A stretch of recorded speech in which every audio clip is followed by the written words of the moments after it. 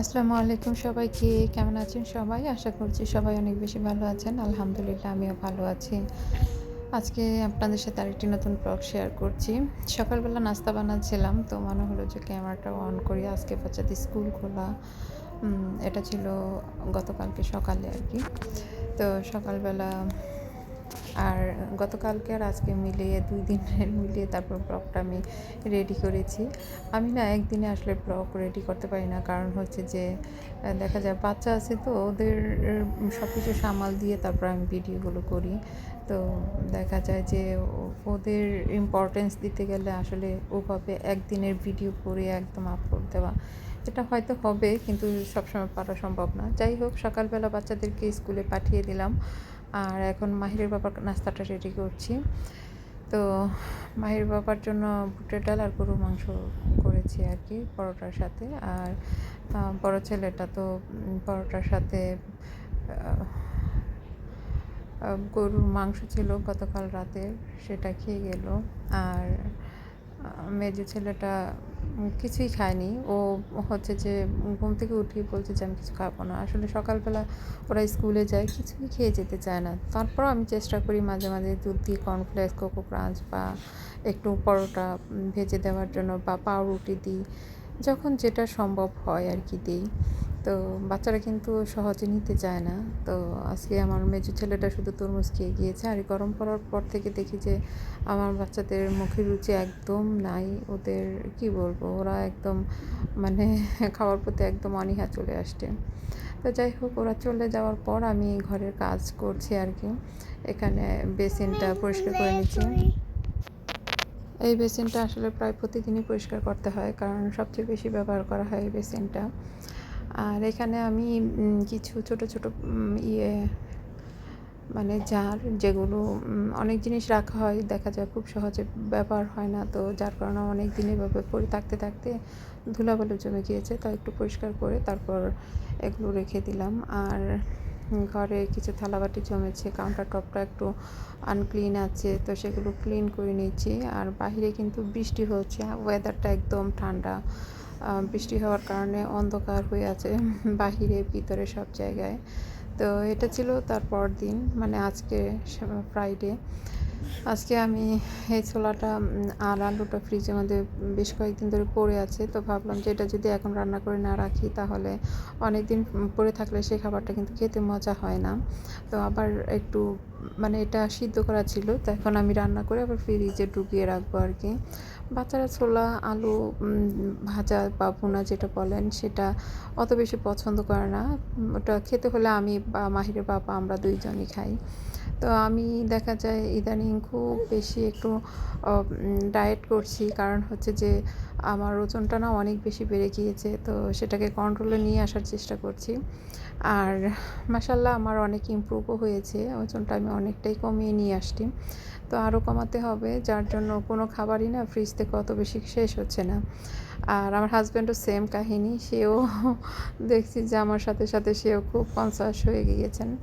তো সেও মানে ওভাবে থাকার কারণে এই অল্প একটু ছোলা মানে আরও ১ সপ্তাহ আগে আমি সিদ্ধ করে রেখেছিলাম, যেটা এখনও খাওয়া হয় না। তো যদি আমরা নাই খাই তখন বুয়াকে দিয়ে দিব, সমস্যা নেই।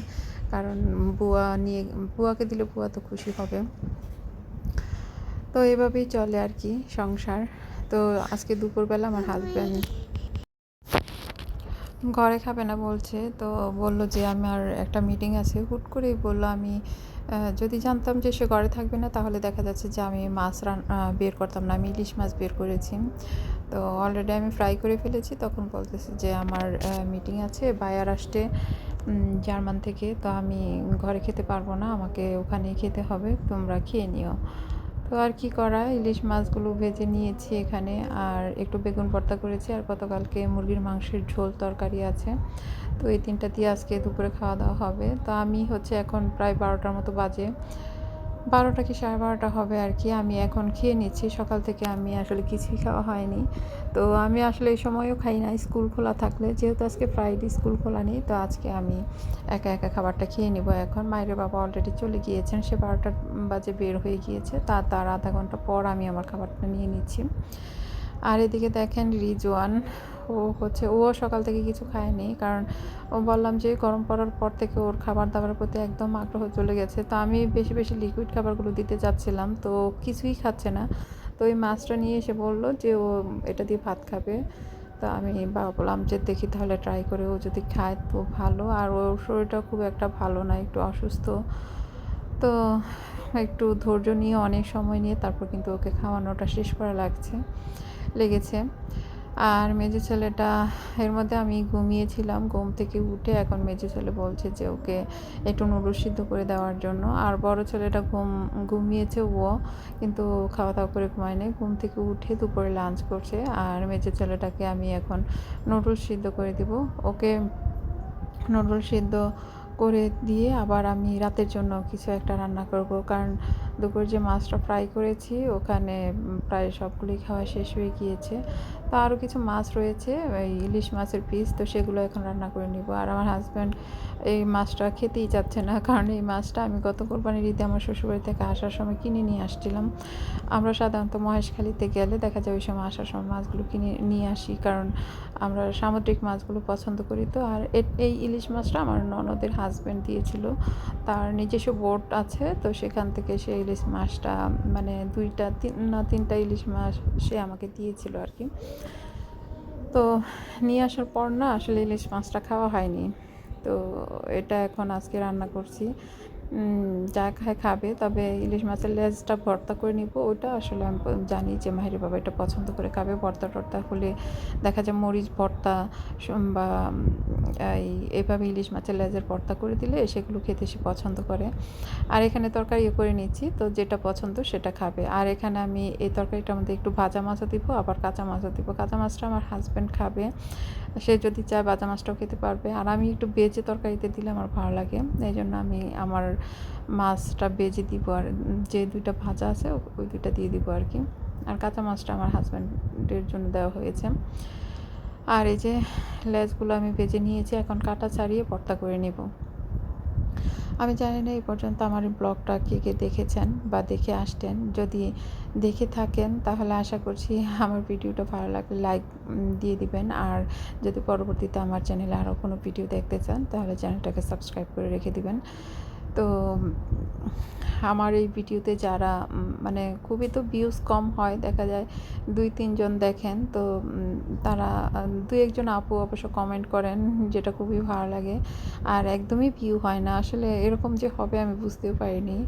দেখি যে মানে সর্বোচ্চ 2 জন 3 জন, আমি তো ভেবেছিলাম মিনিমাম হয়তো বা 10-15 জন বা 15-20 জন হলেও দেখবে, কিন্তু এমন একটা কন্ডিশন চ্যানেলের বা ভিডিওগুলোর, একদমই কেউ দেখছে না।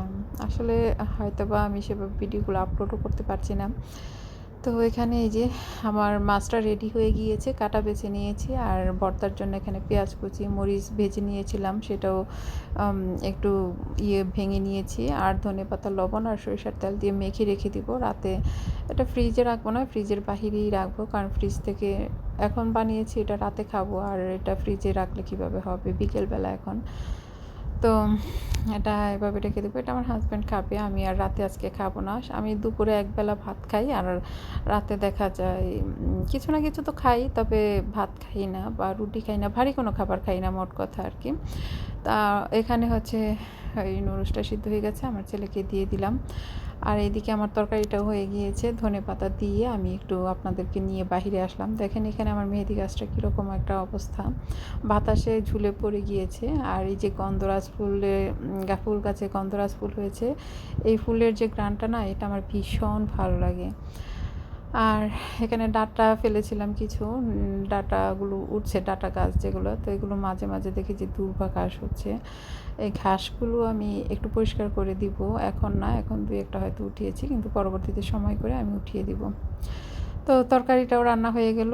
তো আজকের ব্লগটা না আমার এই পর্যন্তই রাখবো।